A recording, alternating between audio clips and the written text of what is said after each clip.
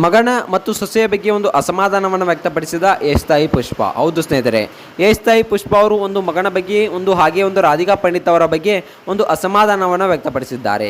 So ಅಷ್ಟಕ್ಕೂ ಏನು, ಯಾಕೆ ಈ ರೀತಿಯಾಗಿ ಮಾತನಾಡಿದ್ರು, ನನ್ನನ್ನು ದೂರ ಮಾಡಿದ್ದೇ ನನ್ನ ನನ್ನನ್ನು ದೂರ ಮಾಡಿದ್ದೇ ರಾಧಿಕಾ ಅನ್ನೋ ಮಾತನ್ನು ಯಾಕೆ ಹೇಳಿದರು, ಏನಾಯಿತು ಇವರ ನಡುವೆ, ಕಾಂಟ್ರವರ್ಸಿ ಆಗಿದ್ದಾದರೂ ಏನು, ಇದೆಲ್ಲದರ ಬಗ್ಗೆ ಸಂಪೂರ್ಣವಾದ ಮಾಹಿತಿಯನ್ನು ಈ ಒಂದು ವಿಡಿಯೋದಲ್ಲಿ ನಾನು ನಿಮಗೆ ತಿಳಿಸ್ಕೊಡ್ತೀನಿ.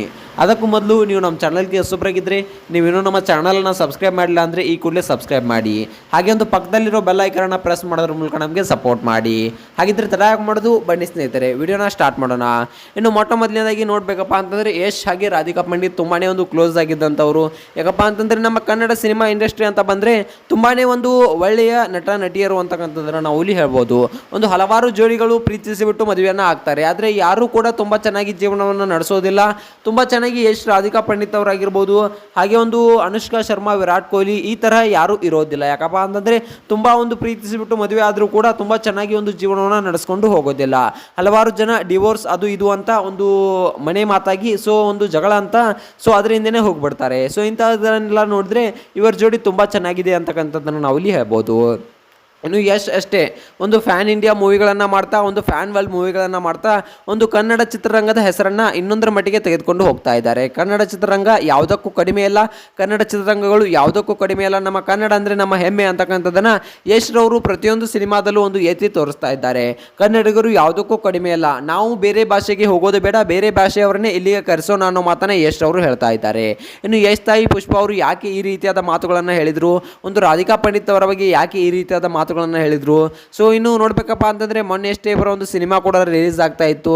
ಒಂದು ಕೊತ್ತಲವಾಡಿ ಅಂತಕ್ಕಂಥ ಸಿನಿಮಾ ರಿಲೀಸ್ ಆದ ವೇಳೆಯೂ ಕೂಡ ಯಶ್ ಸಾಯಿ ಪುಷ್ಪ ಅವರು ಒಂದು ಯಶ್ ರವರ ಬಗ್ಗೆ ಒಂದು ಮಾತನ್ನು ಹೇಳಿದ್ರು. ಏನಪ್ಪಾ ಅಂತಂದ್ರೆ, ನೀವೇನಾದ್ರೂ ನಿಮ್ಮ ಮೂವಿಯನ್ನು ಯಶ್ ರವರಿಗೆ ನಿಮ್ಮ ಮಗನಿಗೆ ತೋರಿಸ್ತೀರಾ, ನಿಮ್ಮ ಮಗನಿಗೆ ಪ್ರಮೋಷನ್ ಮಾಡಿಸ್ತೀರಾ ಅನ್ನೋ ಮಾತನ್ನು ಕೇಳಿದಾಗ ಯಶ್ ಅವರು ಪೂರ್ತಿಗೆ ಅವರು ಯಶ್ ರವರು ಇರ್ಬೋದು, ಅವನು ನನ್ನ ಮಗ ಇರ್ಬೋದು, ಆದರೆ ಅವನಿಂದ ನಾನು ಪ್ರಮೋಷನ್ ಮಾಡಿಸೋದು ಬೇಕಾಗಿಲ್ಲ.